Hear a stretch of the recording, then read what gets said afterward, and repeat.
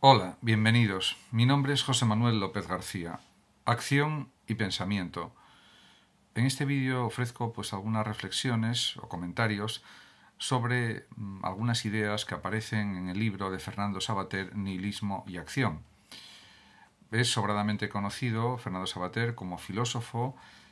como profesor universitario de filosofía, como gran divulgador también de la filosofía, como ensayista, como literato, como gran escritor.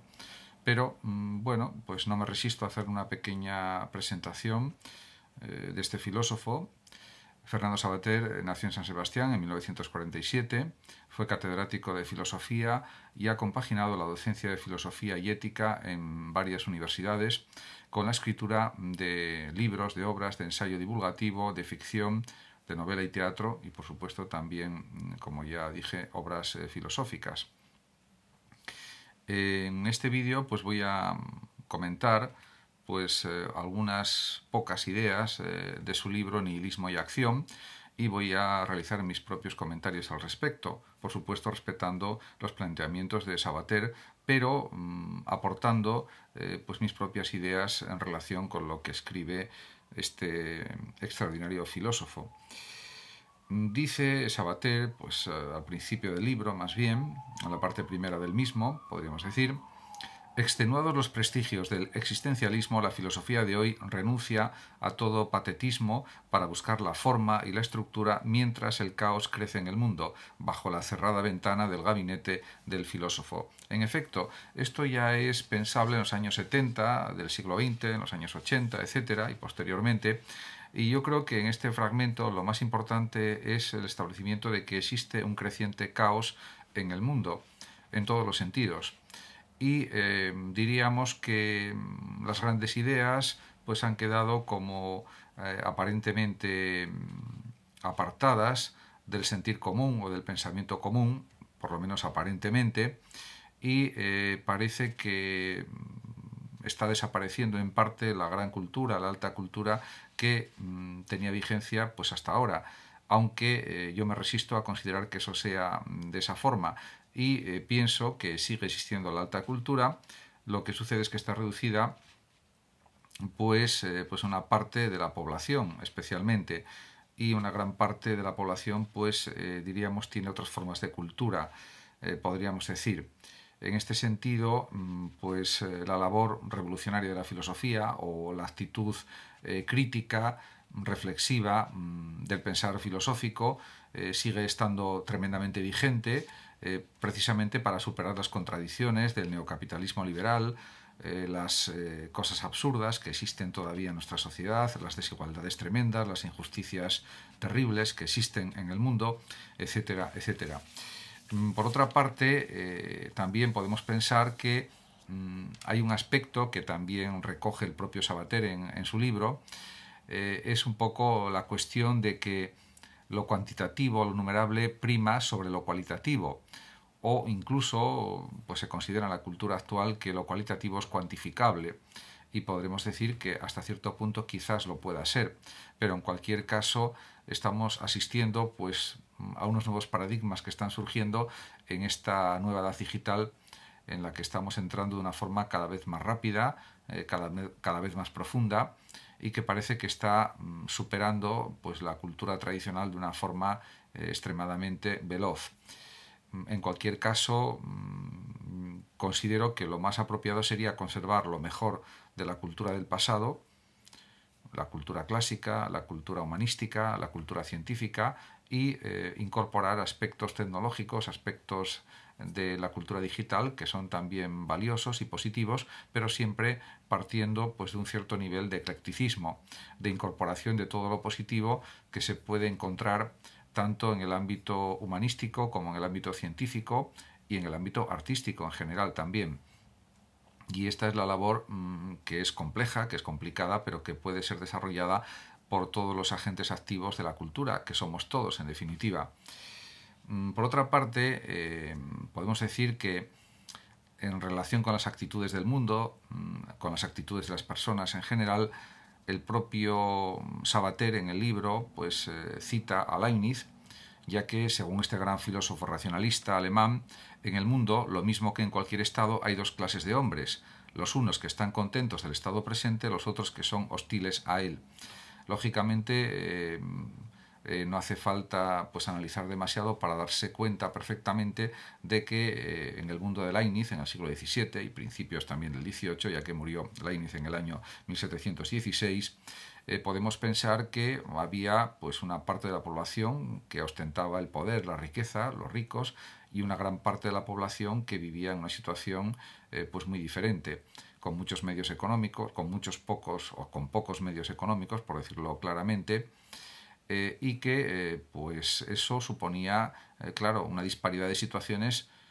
que hacía que hubiera una gran parte de la población que quería cambiar su estatus social, sus condiciones de vida, de una manera pues muy evidente, muy clara. Y por tanto, pues podemos decir y pensar que pues era entendible que hubiera estas dos categorizaciones de las personas que quieren cambios sociales radicales, fuertes, rotundos, frente a las personas que están acomodadas en una situación de riqueza y que por tanto no tienen ningún interés en cambiar esa situación de privilegio. Esto pues es algo entendible desde cualquier perspectiva política, social, ética o moral. Por otra parte, también en relación con los sistemas filosóficos se puede pensar que, como el propio Sabater sostiene,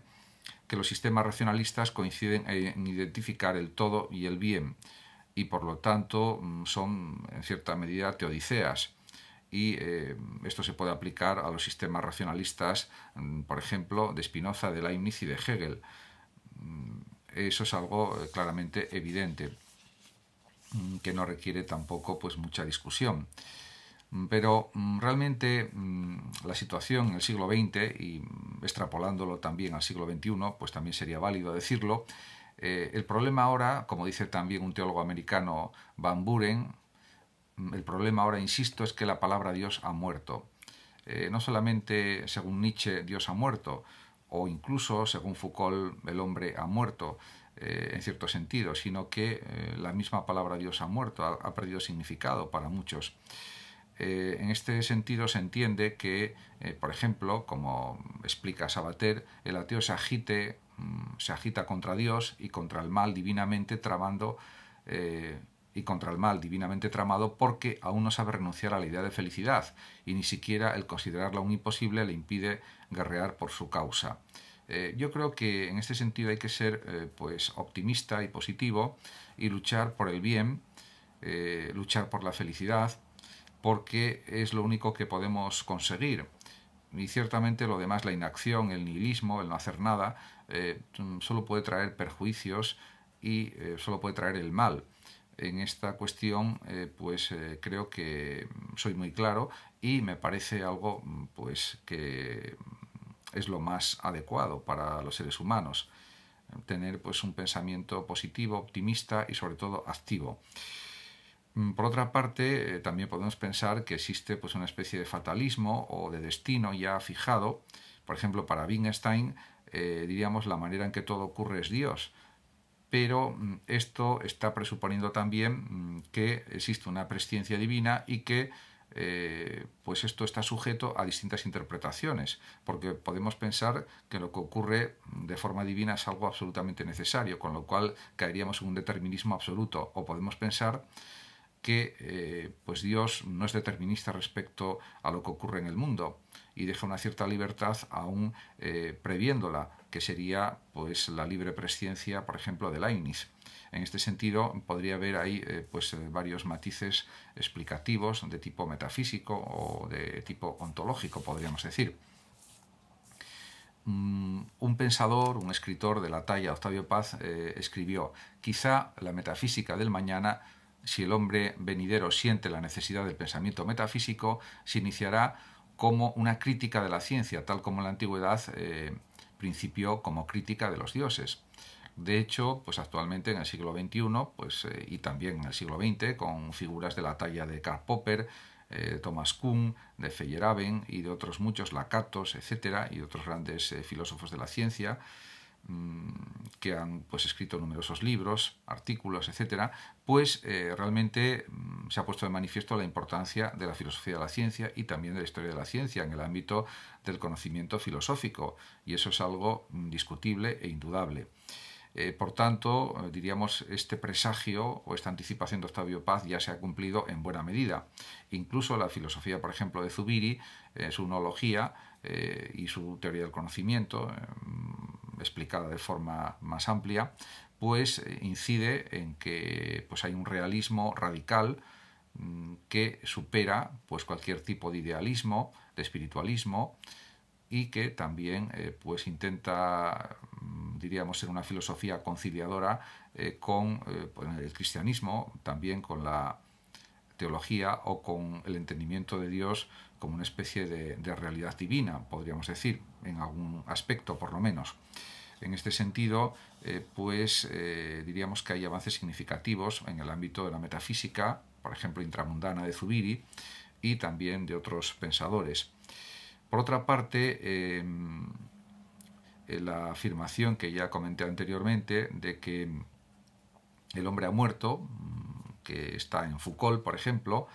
el propio Sabater considera que estremece con la convicción de que la suerte está echada y la partida perdida, de que la condena es definitiva, o lo que es lo mismo, que a pesar de las acciones que se realizan para mejorar las condiciones de vida de los seres humanos, pues se está consiguiendo poco o quizás no se pueda conseguir gran cosa en el futuro. Es un poco lo que se extrae de estos planteamientos de Foucault, en cierto modo, aunque eso me parece a mí que sería un pesimismo excesivo, y considero que siempre se pueden solucionar numerosos males en el mundo aplicando acciones adecuadas y bien orientadas para solventar esas dificultades, esos graves problemas, esas graves injusticias que existen en la realidad y en el mundo. Porque a pesar de que podríamos pensar, como por ejemplo considera Sabater, que en este universo regido por el mal, y son sus propias palabras, las acciones no pueden producir otra cosa que nuevas formas de mal, considero que esta es una interpretación demasiado pesimista y que realmente, si realizamos acciones positivas, buenas, coherentes y racionales, podemos mejorar el mundo en muchos sentidos. Por otra parte, también es verdad que no lo podemos conseguir todo, y en este sentido se entiende que Sabater diga que la creencia en cualquier actividad libertaria presupone que somos dueños de nuestras obras, que podemos prever y controlar sus consecuencias y sus efectos. Pero toda la experiencia histórica, dice Sabater, descalifica tal creencia. Lo que sucede es que a lo largo de la historia se han producido pues, muchas complicaciones, muchas complejidades, muchas cosas no se han conseguido efectivamente, pero también se ha progresado en la historia a nivel civilizatorio, a nivel conductual, a nivel de desarrollo tecnológico, desarrollo científico, desarrollo técnico. Entonces esto también hay que valorarlo en su medida, y no solamente los errores, las injusticias, las incoherencias que ha habido a lo largo de la historia, numerosísimas guerras, conflictos tremendos, etcétera. Por supuesto que eso ha existido, pero también hay que valorar lo positivo que ha ocurrido a lo largo del desarrollo histórico de las civilizaciones, de las culturas, de los pueblos, de las naciones, de los estados. Podemos decir que, según Sabater, el mentís dado por el tiempo a las esperanzas de liberación es patético, pero absoluto. Si entendemos liberación en un sentido absoluto, puede entenderse que eso es cierto, pero también hay que tener confianza pues, en el progreso en el futuro, sobre todo gracias a la ingeniería genética, a la medicina, a los avances de la ciencia en general, de la tecnología, que van a producir pues, mejoras en las formas de vida, también pues, una mayor longevidad, una mayor esperanza de vida, etc. Y en ese sentido pues, hay que ser optimistas, me parece. La acción, por otra parte, como también señala Freud, pues tiene un objetivo negativo. Esto es hacer desaparecer pues, una tensión, alivio que constituye el placer. Por lo tanto, yo considero que no hay que renunciar a los deseos, que hay que ser activo, y que, al contrario de los que son nihilistas, que piensan que lo mejor es no hacer nada, yo considero que